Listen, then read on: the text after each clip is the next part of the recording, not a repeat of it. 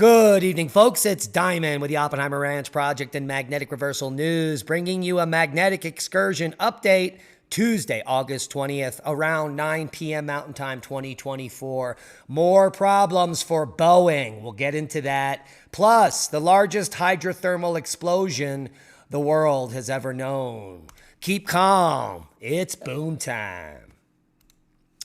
Storms that devastated northern Suffolk County were intense and hard to predict, according to experts. Dead fish seen after the Mill Pond Dam was destroyed in Stony Brook on Monday by extreme rainfall, over 13 inches. And the cleanup continues on Long Island after the historic flooding. And here's one example. Historic flash flooding in Oxford leveled this home on East Hill Road. And take a look at this. A single mother of a 3-year-old boy loses everything.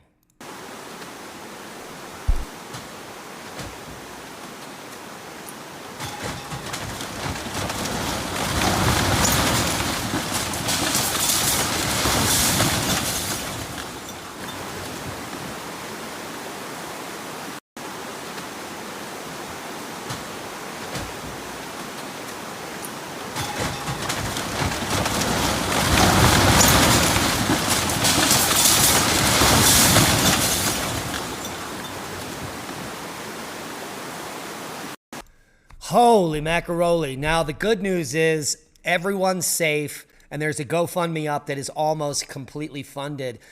The bad news, it's only a $150,000 goal. She bought the house 3 years ago for $300,000 and has no insurance.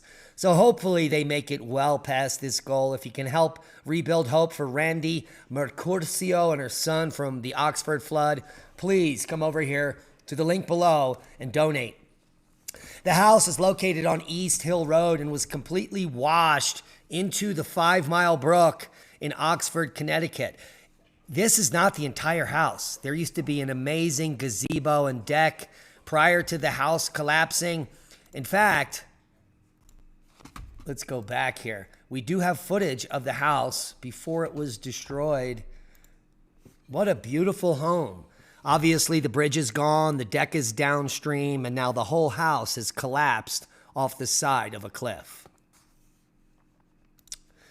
Here's the hail map for Monday, August 19th, and quite a few households impacted by 1 inch or larger hail. 40,588, that is almost 80 square miles of 1 inch hail or larger. Most of that is east of the Continental Divide in the eastern plains of Colorado.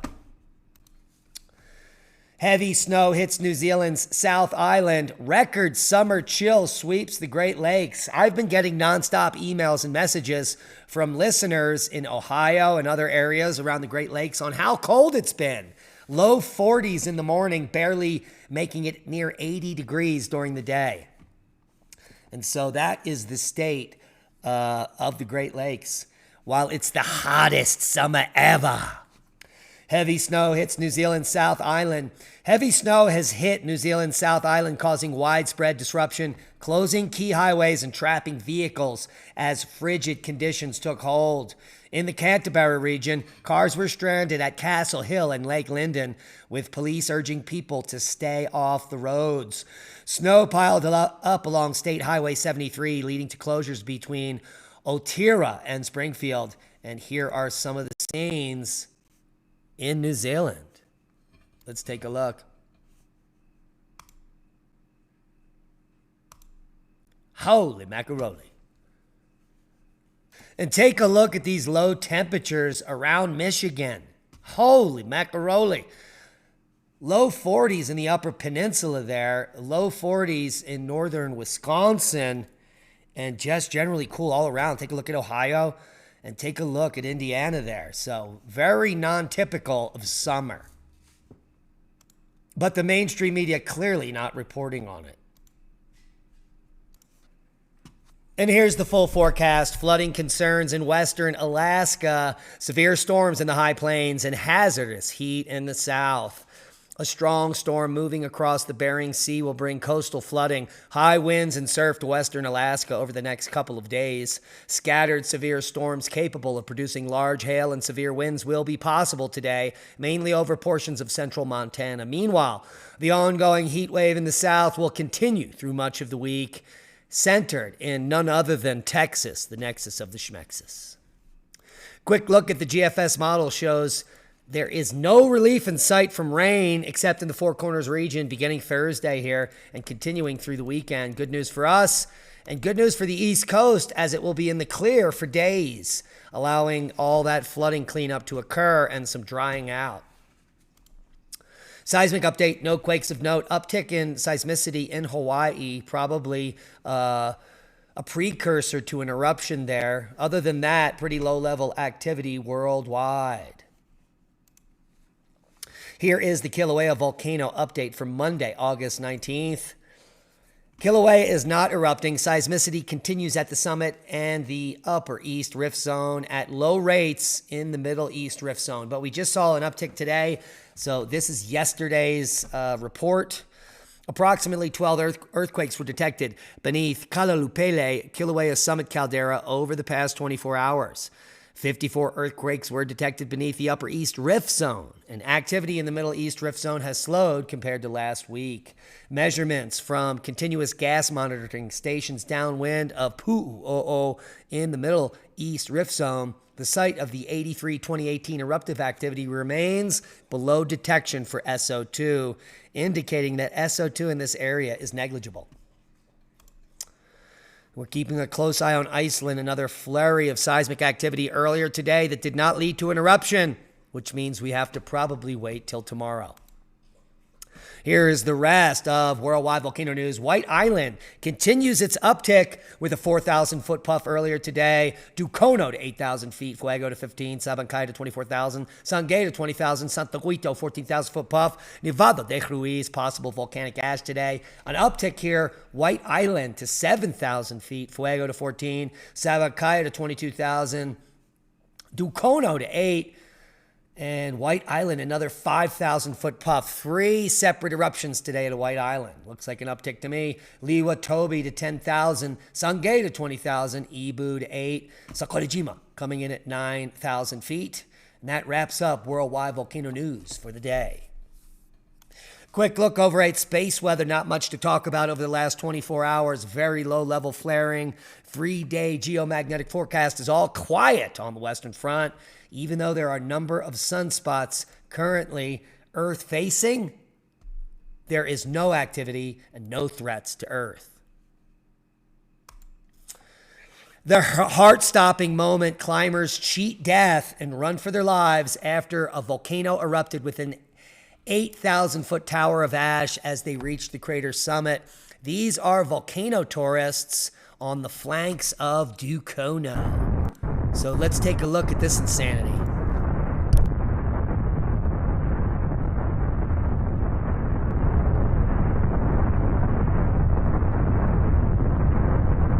Oh my goodness.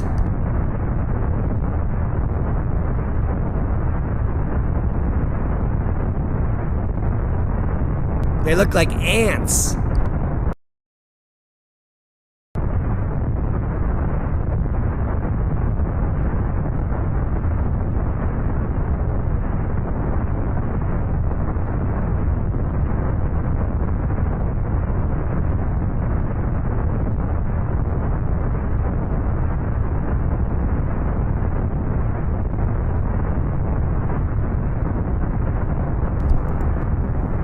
Well, the good news is no one was injured. Can you believe that? The climbers saw their lives flash before their very eyes as they scaled the rim of Ducono, an active volcano located in the northern part of the Halmahera Island in Indonesia. A huge ash cloud has been seen bursting from the crater, billowing an estimated 8,000 feet into the air. We probably reported on it yesterday. Thankfully, there were no reports of injuries or deaths as the climbers were downwind. My goodness. Let's talk about the largest hydrothermal explosion the world has ever known. And guess where it occurred? You guessed it, Yellowstone. I'm going to do a full expose on magnetic reversal news in the next day or so. But Yellowstone National Park has become quite synonymous with hydrothermal explosions. The most famous daily explosion is Old Faithful. And we just saw the Biscuit Basin hydrothermal explosion, which didn't injure anyone, remarkably, close an area of Yellowstone. And in fact, in Yellowstone, about 13,800 years ago, was one of the largest hydrothermal explosions in its recent memory.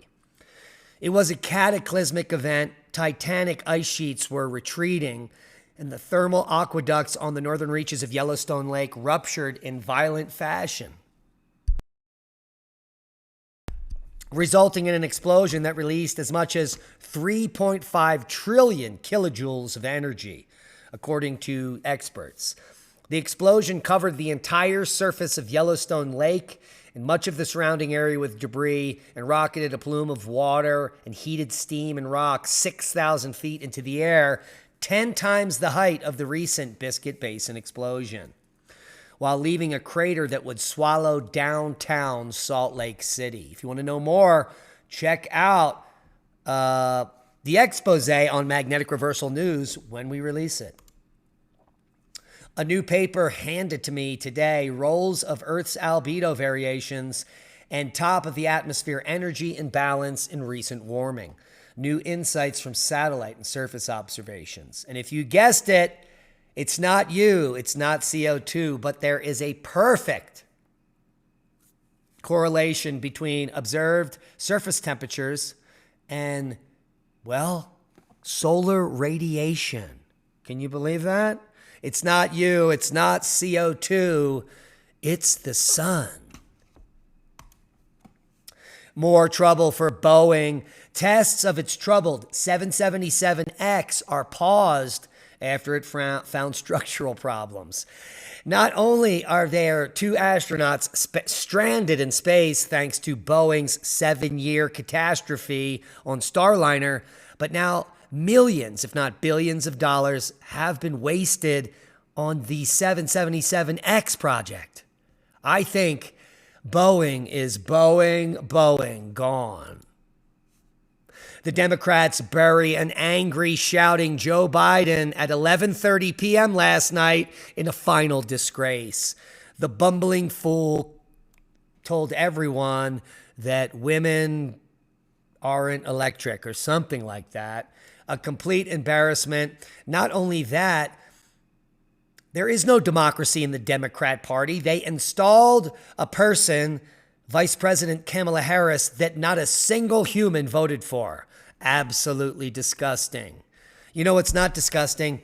Climate deniers like Mark Morano. I'll be interviewing him tomorrow. He's the executive director and chief correspondent for ClimateDepot.com. An award-winning producer and writer, and has some amazing books like Climate Change, The Politically Incorrect Guide to Climate Change, The Great Reset, Global Elites and the Permanent Lockdown, and The Green Fraud, Why the Green New Deal is Even Worse Than You Think. Stay tuned for the replay, maybe tomorrow night or on the weekend. And guys, if you didn't know, we have a Rumble channel. We want you to go over and follow us on Oppenheimer Ranch Project at Rumble, as well as Magnetic Reversal News on Rumble. Oppenheimer Ranch Project on Rumble publishes some of the most controversial videos that are censored worldwide, including this one we just put up 2 days ago, Agenda 2030, the root of the current global crisis. This should terrify you. This video is coming from a German group and has recently been translated. We also have the Fire Within documentary, a requiem for Katya and Maurice Kraft, 2 of the most incredible volcanologists ever to exist, as well as the 10-hour epic, Europa, The Last Battle, the most censored movie on the entire internet. You want to also help the channel. It's fall planting. Come grab some of the cheapest open pollinated, non-GMO heirloom seeds on the internet from the Alliance of Native Seed Keepers, our partner and affiliate. You can get the cheapest seeds with the biggest variety $2 per pack. Buy $25 or more. It's free shipping. Add coupon code ORP2024 for 10% more. And that's a boom to knowledge. Please share the video. We're shadow banned, and we need your help to grow by sharing this video. Hit the thumbs up. It helps with the algorithm. And be safe. We love you, and we'll see you in Crestone in a couple of weeks.